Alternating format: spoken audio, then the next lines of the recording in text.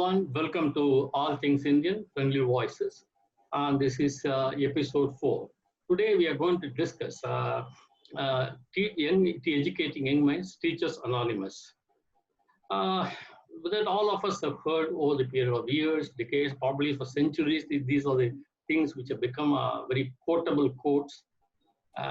Any nation or community or a civilization with young minds, young people with creative minds and healthy bodies, they are the biggest assets any civilization can ask for.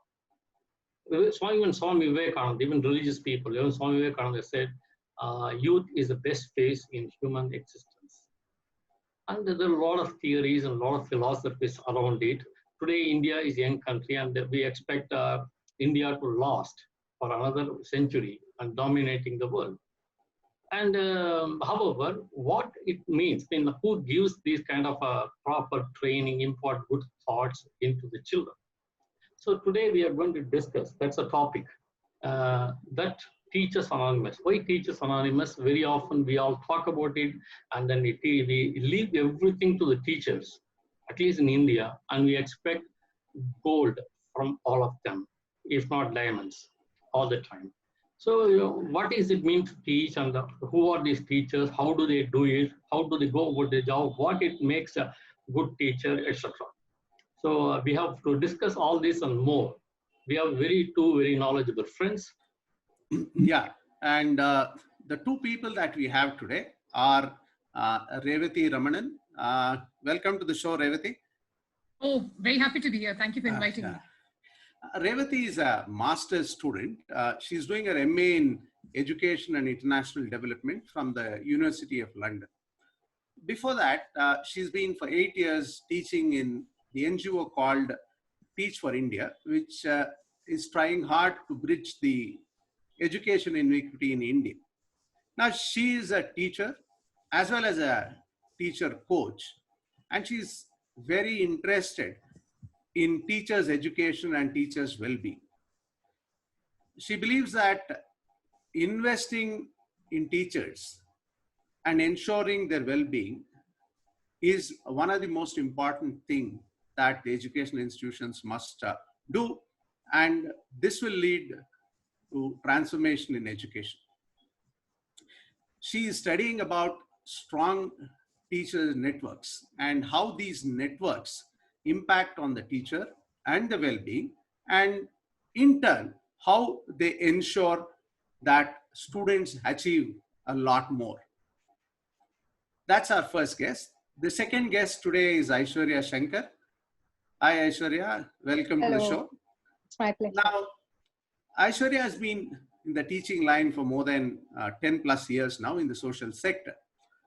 She started by teaching students part-time in a shelter home, and that's where she realized what inequity in education actually means when she was teaching there. Then she got a fellowship in Teach for India, and as a part of the fellowship for 2 years, she was a primary school teacher in a government school. Following that, she's been working with TFI for 4 years, where she's looked at things like instructional coaching, and also in terms of content development, curriculum development, and so on. She's now a freelancer who's consulting especially on curriculum development and teachers training. She's also written a book for, I think it's Oxford University Press, right, which published it, and this was for primary school children. So we have two people with us who have experience in the field and who understand the structural issues, who understands the issues of teachers, and who understand the overall ecosystem, especially in terms of government schools and in terms of schools which are run by small NGOs, all of whom are trying to bridge this education inequity in India. So I request Rajmohan to start off this conversation. Rajmohan, it's over to you. Yeah, thanks, Suresh. And Aishwarya, we'll start with you. And with the teachers are the fulcrum of any educational framework, structure. So since we are talking about young minds, so what it takes to teach young children, and what is the role of a teacher in formation of ideas in children? Okay. So there is a traditional notion that actually not much is required of teachers, or not much is expected, right? Because the society thinks the teachers, particularly in elementary grades, teach the ABCs or the 1, 2, 3s. It's a 9 to 3 or a 4 job, and basically it's glorified babysitting, but the reality is very far from it, right? So for a teacher to be very effective in inculcating skills as well as the value components for elementary children, there is a lot that the teacher needs to do. So starting with understanding child development, understanding the needs of the students in their classrooms, establishing routines for learning, fostering meaningful relationships with students as well as their families, their parents, right? Planning for engaging experiential learning experience, executing with clarity, differentiating instruction for student groups, assessing student understanding, as well as using that information to plan for the unit ahead, right? There are so many things. And apart from all of that, there is also the need to constantly learn and evolve through that journey, because the needs of the children keep changing, right? So I'm looking at the teacher being a salesperson, right? Every day the teacher is in a position where they have to invest the students in the larger purpose of education, right? So with every single lesson, they're taking children closer to the idea of education, the purpose of education, or they're taking the children away from it. Okay. Revati? Yeah, and I think I just completely 100% agree with everything that Aishwarya has said, right? And I think I'm thinking about my own experience as a teacher as well. Like, I think apart from a teacher, I was so many other things in a classroom, right? Like, especially with young children in primary classroom, like I taught 3rd grade. And for the first 3 months, I had to train them how to use a toilet. Like, that's what I had to do. Like, here is where like, I had a lot of accidents in the classroom, but with the young children, right? They're 6, 7 years old. And actually, I think I haven't taught that age, so I don't know, but I think it may be slightly easier to teach maybe like 14, 15-year-olds. You may have different set of issues, but I think you need a lot more. You need patience, you need time, you need energy, you need excitement, and you need all of that. You need to be your best self, like every single day, and like to be able to like teach like really young children, right? Because I think there's some research, and I don't know if it's real or not, because I remember we were told this when we were Teach for India, that a child's sort of attention span is their age in minutes. So if there's a 7-year-old child, they can listen to you for like 7 minutes, and you have to be able to teach an entire concept in those 7 minutes. Like, that's it.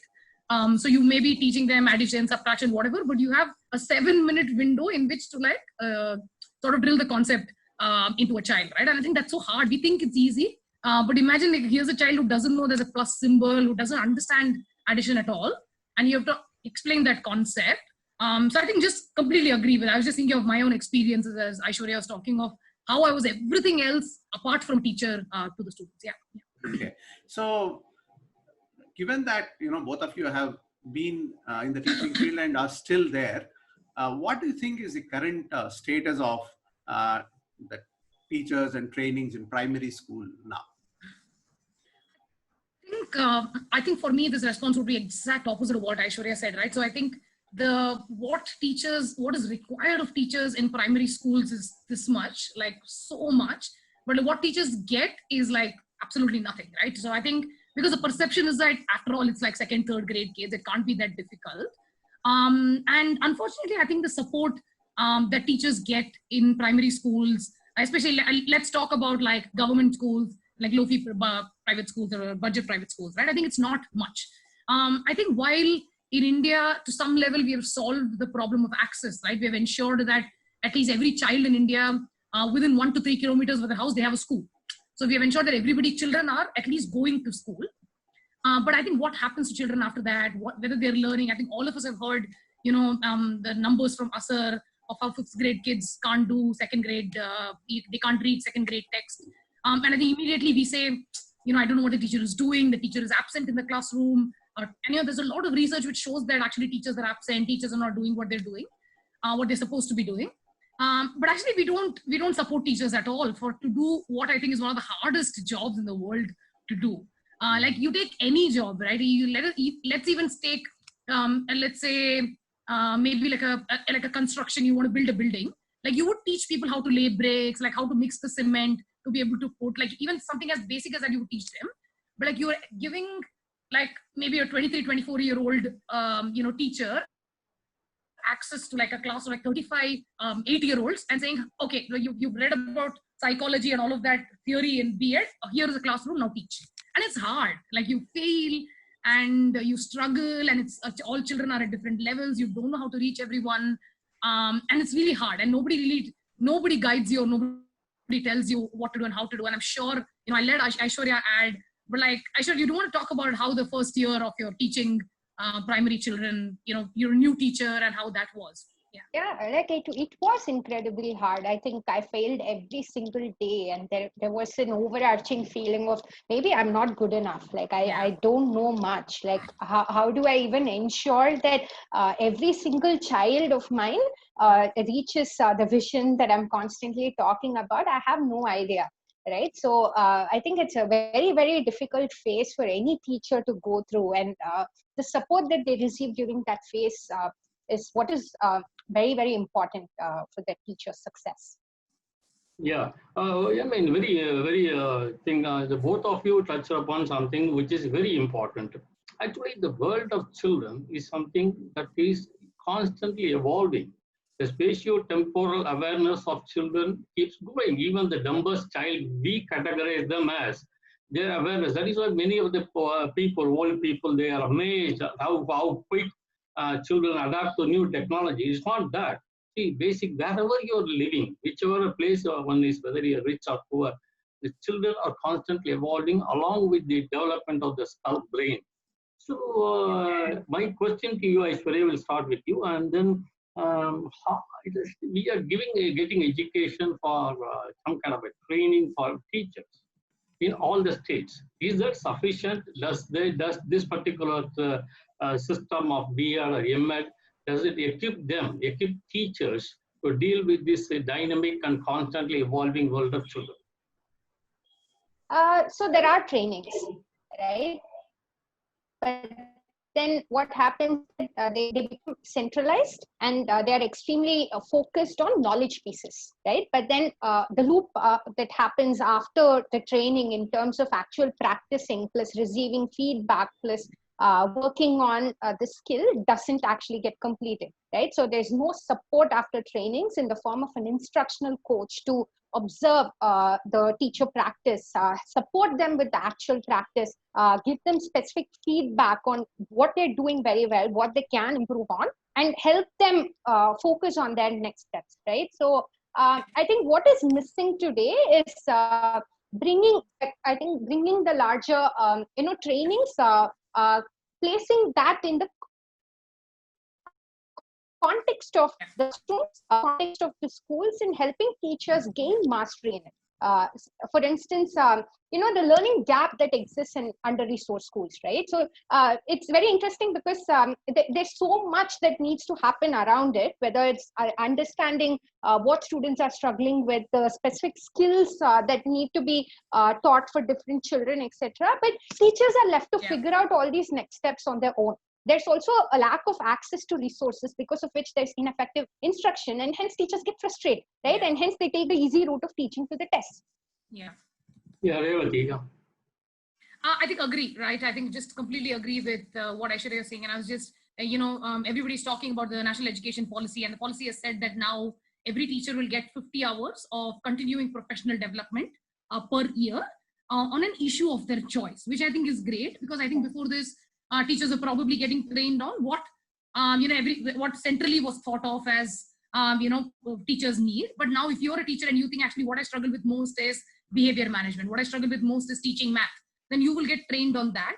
But I still think, honestly, I still think that's not enough because of all the issues that Aishwarya has spoken about, right? Because you're not, training is just the first phase of anything, right? Training is not going to ensure that a teacher will go implement the training in the classroom, that it will be effective and the children will understand it, and you will finally get student outcomes, right?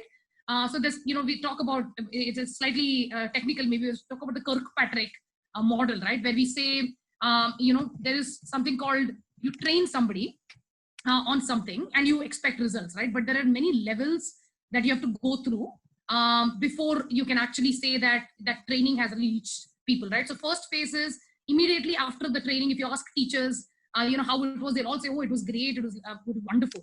So the initial reaction, right? The initial reaction is always mostly positive, right? You need to check if that reaction is then going to this next level, which is learning. Whether that reaction to their training is getting converted to their own learning. So let's say, for example, you learned how to manage techniques on how to manage a classroom. So your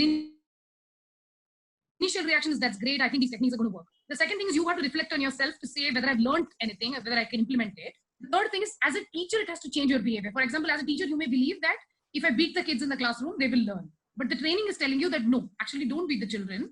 Actually, here are 10 different techniques if you use without beating, you'll be able to like manage behavior. So you have to the mindset of the teacher has to change. Only after that is she going to do, she's going to go to the classroom and implement those techniques. And then it's probably going to lead to student achievement. So you see what I'm saying, right? Training is really just the absolute bare minimum. What Aishwarya is saying, the follow-up, is there somebody in the school who's asking the teacher, hey, you know, last week you went to a training, can I come to your classroom and see you implement those techniques? Hey, you implemented those techniques, here is some feedback, I think these things you're doing really well, this is what you can do better. And somebody who sort of understands the teacher at an individual level, right? And that's very important. Most of these trainings, they think that all 6 million teachers are the same. They're not. Like everybody's personalities are different, attitudes are different, people implement it differently, our mindsets are different. Like Aishwarya and I, we may teach very differently. We may implement a training very differently in the classroom. And it's because we are very different people. And just because there's one training, all 6 million teachers are not going to be implementing all of it the same way, right? So I think, sorry for rambling, but like pretty much agree with Aishu on everything she said. Yeah, so that leads me to a follow-up question, Revati, to you. Sure. See, we have now you've spoken about teachers' attitude and training as a very first step towards teacher development. What has been traditionally the challenge before the teachers? You have touched on some of these, but maybe you can expand on them. And secondly, with the new things happening during the pandemic and with video classes going to become a norm, what do you think would be the newer challenges that teachers will start facing? Great question, Suresh. I think initially, I think even before the pandemic and even before all of this, I think there are multiple challenges, right? That teachers sort of faces on an everyday basis. Because I think pretty much as we spoke about, you're not just a teacher, right? So you're doing a lot of other things in the school. You're doing admin work. You are taking care of the children. You have to meet the parents to satisfy the parents as well. You have to make sure that every single child in the classroom learns all of that as well, right? And you have to do all of this, having no mentorship, having no manager. Like I'm trying to sort of draw parallels to, let's say, a corporate or any other organization, right? You would have a manager who would ask you, hey, what's up? How are you feeling? You know, how are things going? Can I help you? A teacher doesn't have that. Typically, I think an HM should play that role.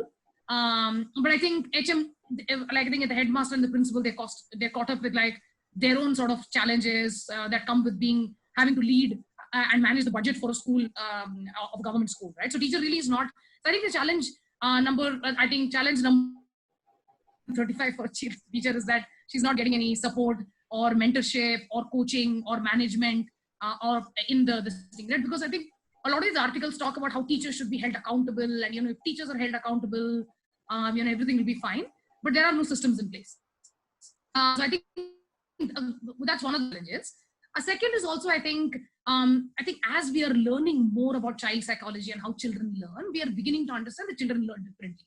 You can't just say, I'm going to beat like 35 children in the classroom and you're all going to do that addition problem and I don't care about each one of you personally. No, like thankfully, research has developed so much for us to understand that kids are different. Teachers need to do different things to be able to reach different children.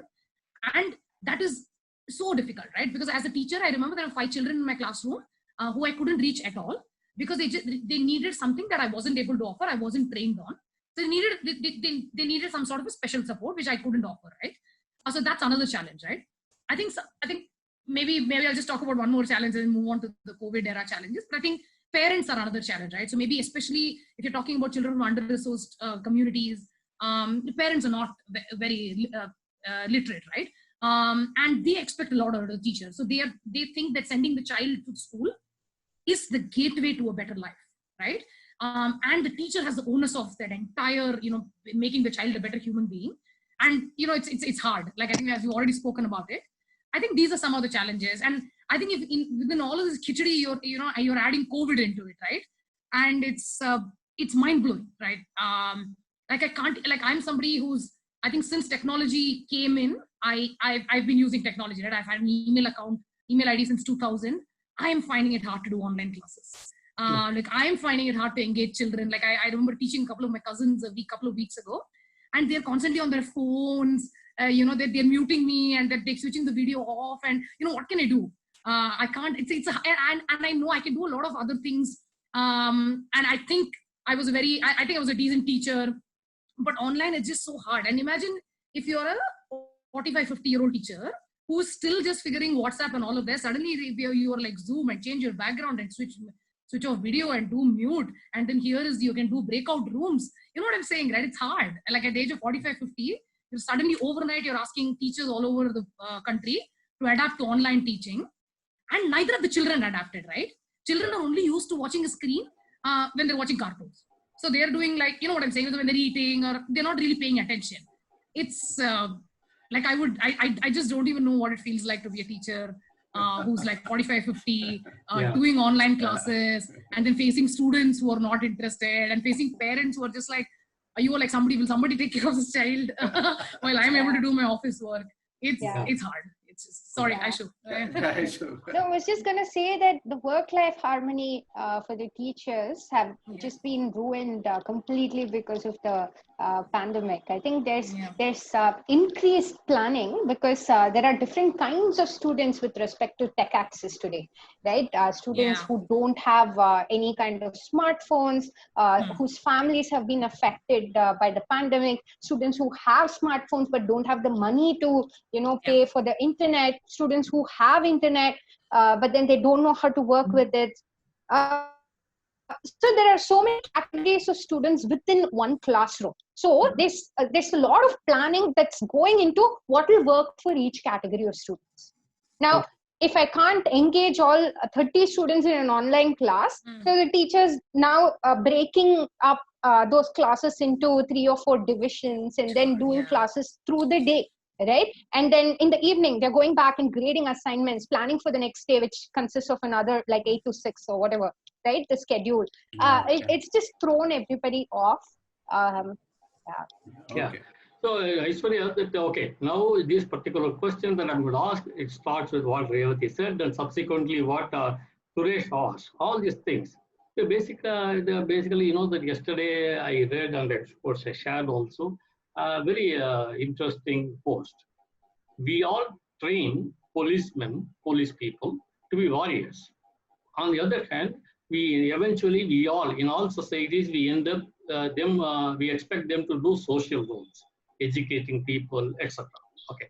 Now, whatever all the three of you have been saying, when we see that Mrs. Janaki, the spoof which comes out, okay, so now whatever that even this hard side of the behind all these things, what we see is, okay, we all find it hilarious, but there is a lot of truth in what that is telling. But they just now Revati also explained that, okay, there is one child which will put the audio on mute, some other child will put the video on this thing. So all these things add to pressure. Okay, this is something Revati also talked about. In addition to all these theories and practical issues regarding children, parents, etc., the teachers should also manage their own behavior. Okay, but India is a land of many landscapes. These are all okay. This is specifically to children. This thing, but as I said, we all live in a society. Each society within India, the expectation that a particular community, that what it expects out of a teacher, or a preliminary school, elementary school, primary school teacher, is vastly different from urban to rural areas. For example, in addition to all these things, this is not a joke. I have practical, really experience, first-hand experience of what it is. Once we went to Bihar, it is not very far, just about 25-30 kilometers from Patna, or just about 15 kilometers from Varanasi, all these places. the parents expect the teachers to teach the girl children how to cut vegetables, etc.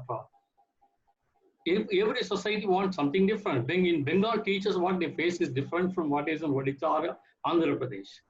So my question in this regard is that how to reconcile all these things and have some kind of a homogeneous. I mean, does any kind of a infrastructure or structure or scheme or that will focus on teacher, which will enable them to just be away from all these things? So I can talk about the first part, like specific to Tamil Nadu. What are some other roles that I've personally seen teachers playing, and then Revati can probably build off to say what can be done about it. So I think the first thing that I'm thinking of is just a lot of non-academic work, right? I'm thinking of the EMIS system, the 1,000 pages of just paperwork that teachers fill in every day with like blue, red, black, green pens. Just so much of time spent on, the bureaucratic aspects of things that the time that they have for teaching and just actual instruction gets lessened every single day, right? There's also, the election duties, census data collection, duties that they have in times of disaster, things like that, things that crop up time and again, that take them away from classrooms and schools. There's also school enrollment that they take care of, particularly in schools that have a low enrollment rate. Teachers are supposed to go on rallies within the communities, going door to door, and talking to parents and asking them, requesting them to send children to schools. Revati, anything else that you can think of? I think all of those things as well, right? So I think right at the beginning of the school year, especially in government school, most of the children will not come to school on the first day. In the first 3 weeks in June, a teacher is supposed to go into the community, go to every house and say, hey, you have 2 children and they are not coming to school. Why are they not coming to school? Send them. And this is a teacher's job. And he or she has to spend literally the month of June in all government schools, at least in Tamil Nadu and in Hyderabad as well, where I was working. The teachers would spend the first month just going into communities and getting children, right? And then there is census work that is done as well. In many of the schools, many schools are without HMs actually, principals. So many times the teacher is also an acting HM, and so many times we talk to somebody who's called the in charge, right? Because the school has never seen an HM or a principal. And they take the senior teacher or somebody who's already teaching and many other classes and very overloaded, and they make that person the in charge. So he or she has that as well.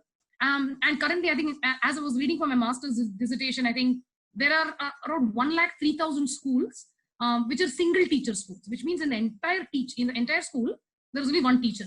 Yeah. Who's Aya, who's HM, who's parent, who's midday meal person, a plus teacher, and how's that, how can we even hope that those 103,000 schools, that is, they multiplied by, even if each of them had even just 50 or 60 children, how are we even hoping that they are having any kind of decent education, right? Or that the teacher is able to do any kind of teaching in a school day? I think it's just, I think it's just not fair. Revati, I have seen this. I mean, I have seen this, especially in northern states. I have really seen this, and there's especially Bihar, in a blackboard, and there is only one teacher.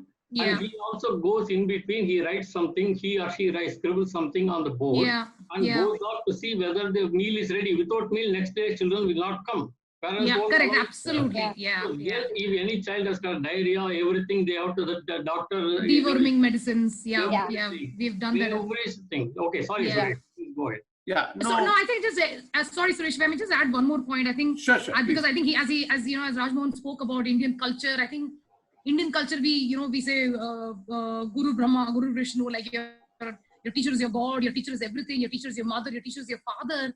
I think we need to stop doing that. I think because I think I think we need to stop making teachers villains, and I think we need to stop making teachers gods, right? Teacher gods, right? I think we need to accept that teachers are just people, and they are resources in the class in the school who will teach children, and they can't work miracles. And neither are they the absolute villains that they're sometimes made out to be.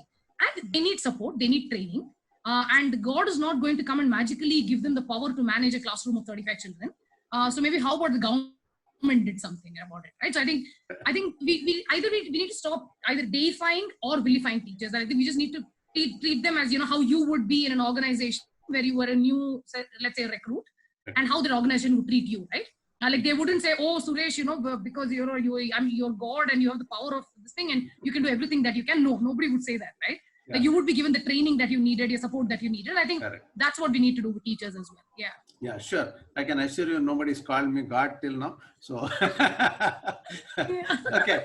Now, given these factors, right, it's not very surprising that the numbers of teachers seem to be declining over the years, right? Yeah. And what do you see as the trend that's going to go when this goes forward? Will this decline keep happening, or would they be able to recruit new people, or can we get new people interested in this? I think I'd love to answer this question because I think it's just perfectly aligned to the current research that I'm doing on just teacher attrition, teacher well-being. So currently, I think world over there is a huge shortage of teachers, right? In South Asia alone, there's a shortage of 15 million teachers, because what's happened, I think, in the past, let's say 15, 20 years, is globally there's been a drive towards just educating children, getting them in school. So there's Sustainable Development Goal 4 around education. So world over, most countries seem to have solved the problem of access. However, what has happened is that you've gotten children in school, but you've gotten children in school where you don't have teachers. And so as the number of children keeps increasing, obviously you need equivalent number of teachers, right? But in India alone, there's a current shortage of 1 million teachers. Oh. But research has shown that 50% of the teachers drop out in the first 3 to 5 years of teaching. So a teacher who enters the system, let's say there are 10 teachers who enter the system, at the end of 5 years, there are only five teachers remaining. Yes, because of hostile cultures in school, because of salary, all of that, right? Are you able to hear me? Yeah, okay. So I mean, sorry. Are you able to hear me now? Yes. Perfect. Sorry. So I'm saying all of these teachers and we are not doing anything to ensure teacher well-being. What we are doing is we are giving them more training, and that is only overwhelming the teachers more. They seem to be failing more, and this is becoming a huge issue. You asked what the future looks like, right? I think, to be very honest, the future looks bleak. Especially, I think if you add COVID in the mix, children are also dropping out of school. Teachers are also say, they're realizing that maybe I'm not built for this online teaching. Nobody knows when this is going to end or what the future is going to look like. And neither as a country are we making the profession of teaching and teachers attractive, right? We are, it's like it's a last resort option. Oh, you couldn't become an engineer or a doctor or a lawyer. Just maybe the only option that's left for you is being a teacher, right? And when that's the sort of messaging that's going out about teaching, obviously young people are not interested in becoming teachers. Who wants to, I think I was just having this conversation with somebody the other day, and I was saying, all parents, like even me included, I want the best teacher for my child. Like I want somebody who will care for the children, who will give them the best education, but I don't want my own children to become teachers, because I'm like, oh, it's not going to pay, it's going to be a hard job. You know what I'm saying, right? And that's so paradoxical. You can't want the best teachers for your children, but not want your children to become teachers, right? And I mean, to be very honest, I don't know what the solution is, and unless there's a mindset change about in a lot of Nordic countries, which are doing very well in education, like Finland, Sweden, to be a teacher is it's a very coveted position. You need to have a PhD, and you have even a nursery or a primary school teacher is really well respected and looked up to, and it's supposed to be very hard to be a teacher. And I think that's the sort of that's what we need. That's where we need to be headed. And I'm not saying we need to implement those models, because Finland, let's say Adyar in Chennai has more people than Finland as a country does.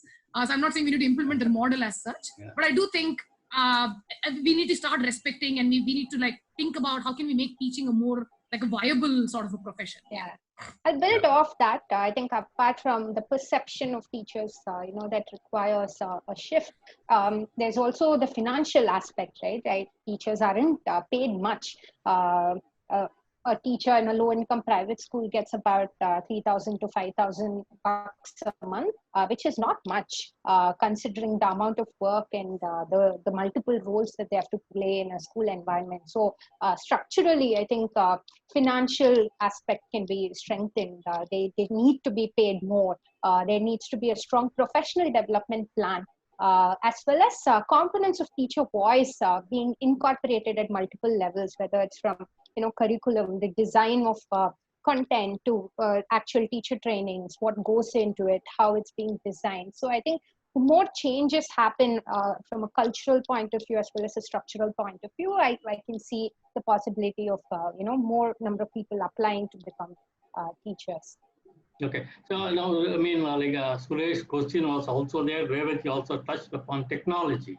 Okay, I mean, especially because of pandemic, and it is not something, I don't know, maybe there was somebody dug up the whole archives and came out with what happened in 1946. Entire America, USA, and half of Africa were completely shut down. The whole society was paralyzed. And education was stopped. First thing they did was to stop education. Probably that person is telling that maybe we are overreacting about this. Okay. So related to that, this question is technology is always there. But of course, many people have pointed out negative sides, especially with respect to Indian society, which is very poor, with small towns. There are people who just put up a story that in Patna, teachers, but they found out 90% of the kids, they don't have, even the parents do not have a mobile phone, smartphones. So what they did was they went and put up a speaker amplifier in every 4 streets, the corners, and then the teachers, they just threw their mic, they did it. Children were simply sitting at home. So from area to area, they went around this is the Patna, it's the capital of the state. Okay, I'm not doing some rural area. But on the other hand, we also have the positive side of there was a clip showing that a teacher in Kerala, another very small town village, she is using augmented reality. Yeah. So and also there is another story which is coming out of somewhere in Bengal. The teacher, they don't have anything. What she did was she put that what we call as a toli. So just kind of cradle made out of cloth. So she put her mobile phone there, and she was just writing in a blackboard as if the only thing is still children are not there. So then she just sent it by WhatsApp to everybody. So people are adjusting, adopting, but there is also a positive side to technology. So quickly, what is your take on technology? How it can help education? Teachers especially. Yeah. So I do think that technology is useful. I think where the catch lies is the aspect of tech integration, right? Because technology is not available to everyone, whether it's teachers or students, and what is available to them changes. Right from a projector to smartphones or like tabs, things like that. So depending on what is available, I think tech integration needs to be thought through. So I think the first step is to support teachers embrace technology and not fear it, right? Yesterday I was in a circle with teachers where they were talking about how they haven't even used a laptop to fill out like EMIS sheets, and today they're expected to suddenly use smartphones to teach lessons. So we need to get to a place where teachers are not fearing technology and they're looking at it as a support to enhance the learning experience for children. So I'm seeing that as the first step. And the second is to think about who are my students, right? What do they have currently in terms of technology? And what kind of technology will work for my students in my classroom and for myself as a teacher, right? So to ensure that they know the right tools that will work for their environment. And the third is to have a strong professional development plan that includes, knowledge of new tools as well as new skills that they need to work with those tools. Yeah, okay. Revati? I think agree with her. Like I agree with all the points, and I think one thing that I've been thinking about is as soon as just COVID started, right? All the teachers across any kind of school that they taught in were asked to shift to online mode of teaching, right? Where they were asked to, teach kids online. Now I want to, it'd be great to have statistic or data around how many of those schools actually train teachers on how to do online. Yeah. Did you just message your teacher saying, hey, from tomorrow you're doing online classes? Or did you say, hey, actually from next, in the next 3 weeks, we'll train you on how to actually use Zoom, use online, use your phone, use WhatsApp to, what to do everything. And then 3 weeks from now, we can start teaching children, right? In UK, like we switched to online teaching, right? And many of the old professors, they said, actually, we've never done this before, and the university is not training us. Now, this is one of the top universities in UK. They have no dearth of resources. They could have trained teachers online. They should have trained teachers online how to do online classes before, but even they didn't even give the basic training to professors and teachers on how to do it. So I'm pretty sure. I mean, it'd be good to have data and statistic around it.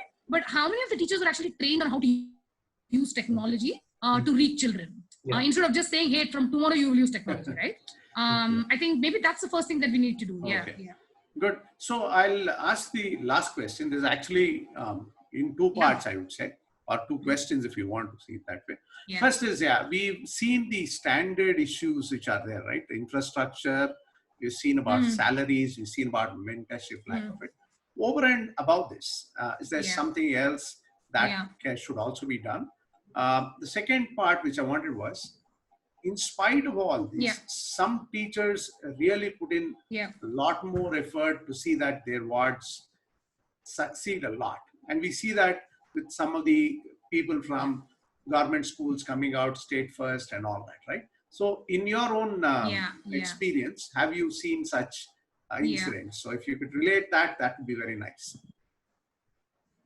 So there are 2 parts to the question. I'm just, so the first is you wanted to know, apart from infrastructure, salaries and mentorship.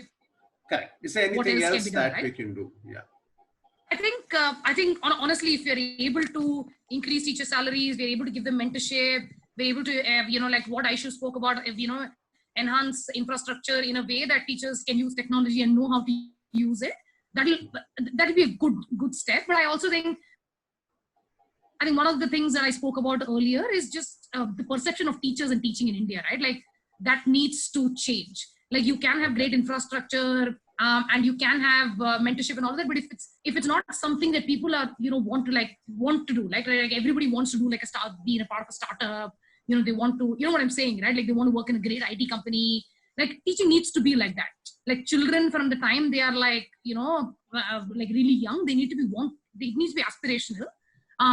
Like even now, like almost, I don't know the exact numbers, but very high. Like I think around 90% of teachers fail the teacher eligibility test. Like that shows you a lot about, how teachers are perceived, right? Like 90% of the teachers in the system are not eligible to be teachers because they failed the eligibility test. But I think if we change that perception and if we said teaching, like teaching institutes in India should be treated like IITs. Like it should be so hard to get into. And when you come out of it, you are just, you're just changing education like that. Like that's how it should be. So I think that's to answer your question number 1. I think question number 2, I think I definitely like to talk about Kalpana ma'am. I think when I was in Chennai, when I was a teacher in Chennai, I was working in a government school in Kotur. And the HM of the school was a Mrs. Kalpana, right? And I think typically HMs in government schools are not the most, they're not the most enthusiastic investor because years of being in the system has sort of really made them numb.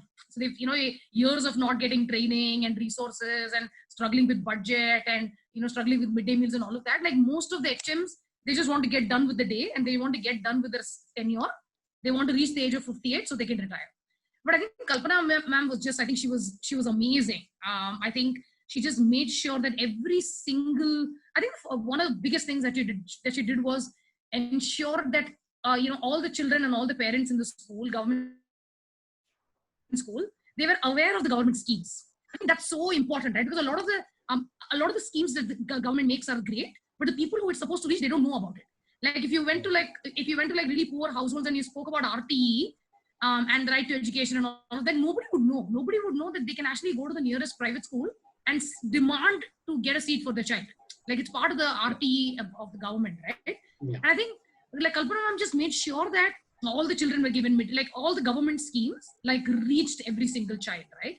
And she made sure that she sought everybody's support, like not just Teach for India, the NGO that was part of the school, but she reached out, like she made herself very technologically aware and like, so that she could get on the internet.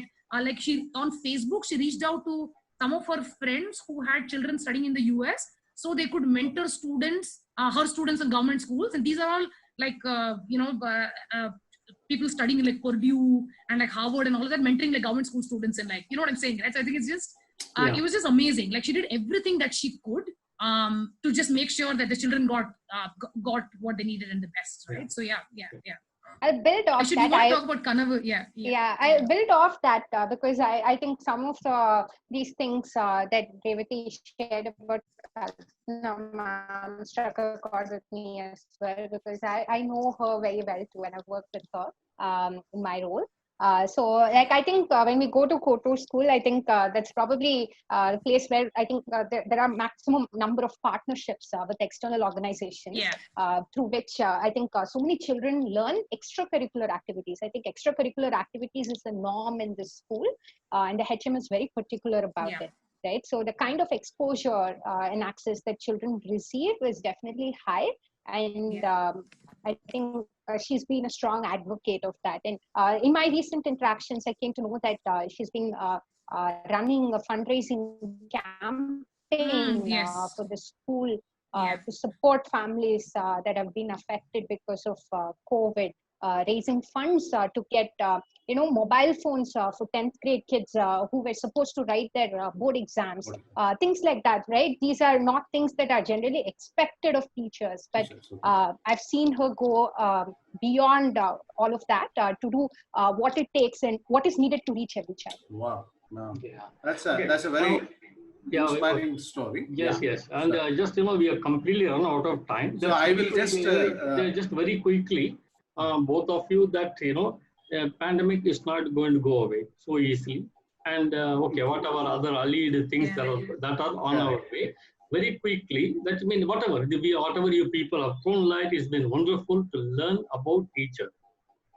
All these days, we all know in a very abstract sense, we are seeing somebody going to a school and teaching. But today we got to, I'm sure that whoever is watching this program will also know what the teacher is.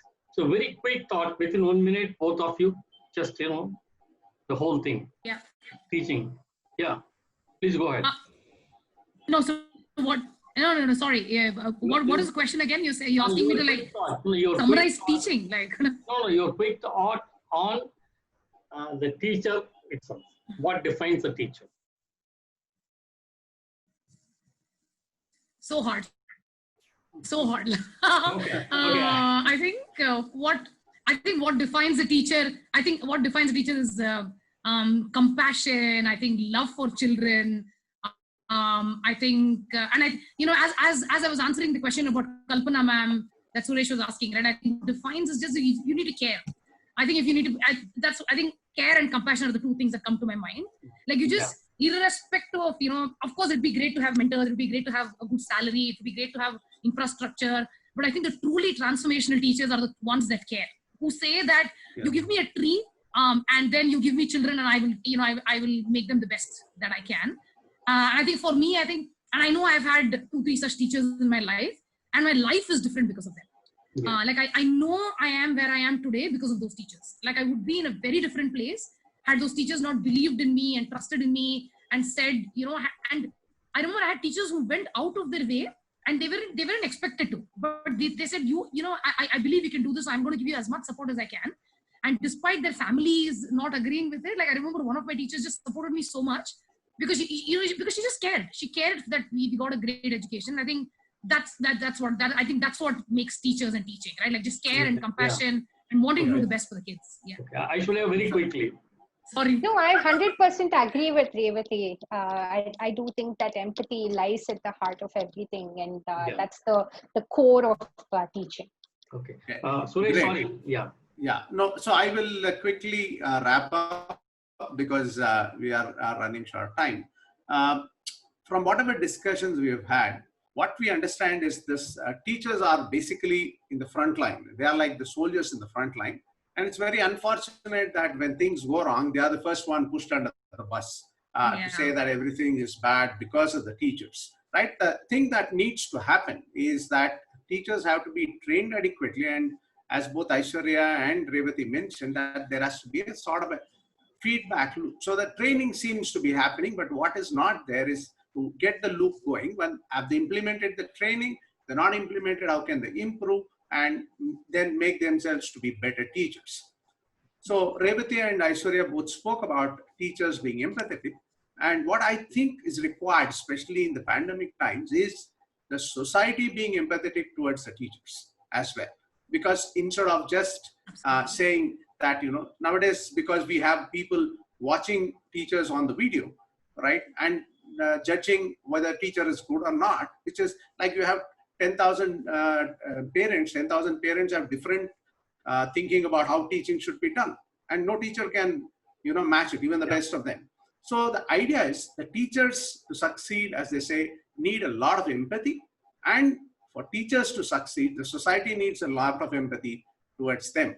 So with this, I will formally thank both Revati and Aishwarya for their excellent inputs. And it's been really a pleasure talking to both of them.